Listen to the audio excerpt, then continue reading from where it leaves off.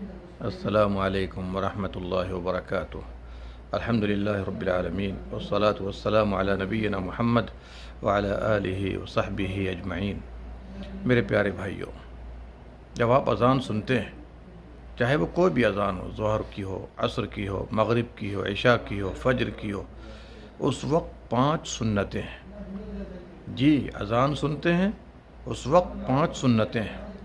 پہلی سنت ہے اذان سنیے غور سے، اور جس طرح مؤذن کہتا ہے اسی طرح کہیے۔ فقولوا مثل ما یقول المؤذن، جس طرح مؤذن کہتا ہے اسی طرح کہیے، سوائے حی علی الصلاۃ اور حی علی الفلاح کے۔ ان دونوں کے جواب میں لا حول ولا قوت الا باللہ بولنا ہے۔ پہلی سنت ہو گئی۔ دوسری سنت اشہد ان محمد رسول اللہ کا جب جواب دے دیجئے تو پڑھیے رضیت باللہ ربا وبالاسلام دینا وبمحمد صلی اللہ علیہ وسلم رسولہ۔ تیسری سنت ہے اذان سے فارغ ہو کر نبی صلی اللہ علیہ وسلم پہ درود پڑھیے، کوئی بھی درود ہو، شارٹ میں صلی اللہ علیہ وسلم بھی کہہ سکتے ہیں، درود ابراہیمی بھی پڑھ سکتے ہیں۔ چوتھی سنت ہے اللہ تعالیٰ سے وسیلے کی دعا کیجیے، یعنی اللہم رب هذه الدعوة التامة والصلاة القائمة آت محمدا الوسیلة والفضیلة وابعثه مقاما محمودا الذی وعدتہ۔ اتنا کم سے کم پڑھ لیجئے، اور اگر ہو سکے تو انک لا تخلف المیعاد بھی پڑھ سکتے ہیں۔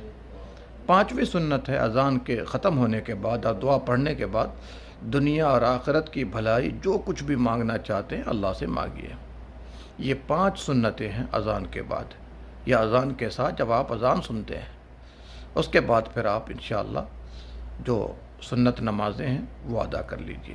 اور آپ کو تو پتہ ہے دن اور رات میں 12 رکعت سنت پڑھ لیں گے جو سنت مؤکدہ ہے، تو ہر دن کے بدلے اللہ تعالیٰ جنت میں ایک گھر بنائے گا۔